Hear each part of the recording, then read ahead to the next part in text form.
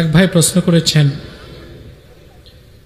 আমাদের এলাকায় একটি আহলে হাদিসদের মসজিদ নির্মাণ করছে, তাদের এই মসজিদ তৈরিতে আমরা কি বাধা দিব নাকি সাহায্য করব? প্রশ্ন করেছে। আসসালামু আলাইকুম ওয়া রাহমাতুল্লাহ। আলহামদুলিল্লাহি ওয়াহদা ওয়া সালাতু ওয়া সালামু আলা মান লা নাবিয়্যা বাদা, আম্মা বাদ।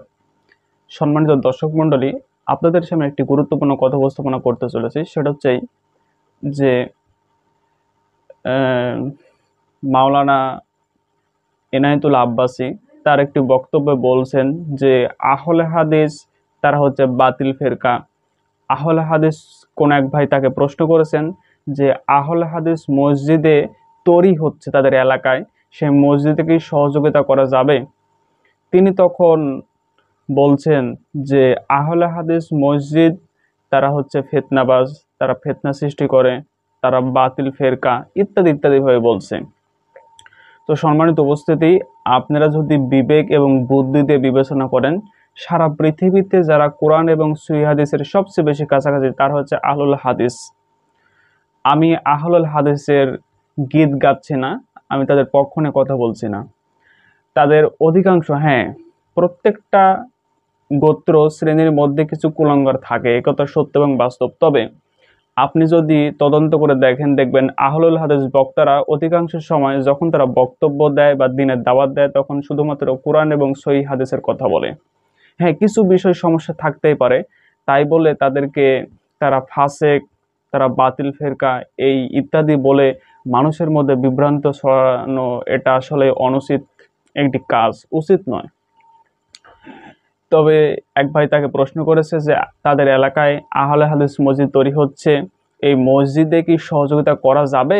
তখন তিনি বলছেন যে সহযোগিতা বা বিভিন্নভাবে তিনি বোঝাতে চাচ্ছেন যে সহযোগিতা না করাই উচিত।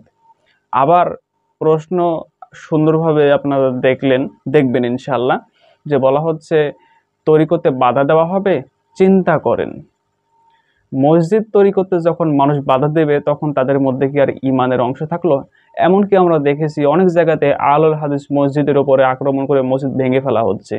আসলে এভাবে হিংসা বিদ্বেষ এগুলো করে আলেম সমাজকে বিভেদ তৈরি করা ঠিক না। আসুন আমরা নিজের চোখে এই বিষয়গুলো দেখি। এক ভাই প্রশ্ন করেছেন, আমাদের এলাকায় একটি আহলে হাদিসদের মসজিদ নির্মাণ করছে, তাদের এই মসজিদ তৈরিতে আমরা কি বাধা দিব নাকি সাহায্য করব? প্রশ্ন করেছে। এবং এই মসজিদে আমরা কি নামাজ পড়তে পারবো? আহলে হাদিস দাবিদার লামাযহাবী যারা, তারা যদি চারো ইমামকে বেদাতি গোমরা মনে করে, আবু হানিফা, শাফি, মালিক, আহমদ বিন হাম্বল চারজনকে যদি পথভ্রষ্ট গোমরা মনে করে, ওই ধরনের লামাযহাবীরা কাফের। আর যদি মনে করে যে না, চারো ইমাম সহি, হ্যাঁ, ভালো ছিলেন, তারা ইসলামের মুসলমানের ক্ষতি করে নেয়, লাভের কাজ করছেন, তবে সে মাযহাব মানল না, একটা মাযহাবও মানল না, সেই ধরনের লামাযহাবীকে আমরা মনে করি ফাসেক। কি মনে করি? এখন যারা মসজিদ করতেছে তারা কোন প্রকার যাচাই করেন? যদি প্রথম প্রকার হয় তাহলে তো মসজিদে টাকা দেওয়া যাবেই না, তাদের সাথে বিয়ে শাদিও করা যাবে না। আর যদি দ্বিতীয় প্রকার হয়, তবুও তারা যেহেতু বাতিল আকীদা ছড়ায়, তাদেরকে মসজিদ নির্মাণে কখনোই টাকা পয়সা দেওয়া যাবে না। আপনারা যে মসজিদ করেন, হানাফিরা মসজিদ লেখেন হানাফি মসজিদ, তো তারা লেখে কেন আহলে হাদিস মসজিদ? তাহলে বোঝা যায় তারাই সমাজে বিভক্তি সৃষ্টি করে, তারা একটা ফেরকা, এটা তারা নিজেরাই প্রমাণ দিচ্ছে। আপনি বলছেন আহলুল হাদিস একটা নতুন ফেরকা, আহলুল হাদিস হচ্ছে ফিতনাবাজ।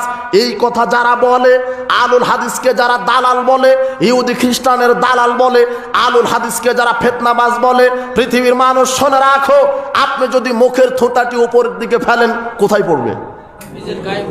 আশ্চর্য কথা, যারা বলছে আহলুল হাদিস ফিতনাবাজ, যারা বলছে আহলুল হাদিস ইহুদি খ্রিস্টানের দালাল, রাসূল সাল্লাল্লাহু আলাইহি ওয়াসাল্লাম বলছেন পৃথিবীর মানুষ কাউকে অযথা কাফের বলো না, কাউকে অযথা চোর বলো না, কাউকে অযথা মিথ্যুক বলো না। ওই লোকটি যদি চোর না হয় তাহলে ওই লোকটি যদি কাফের না হয় ফতোয়াটা ঘুরে তোমার নিকটে চলে আসবে।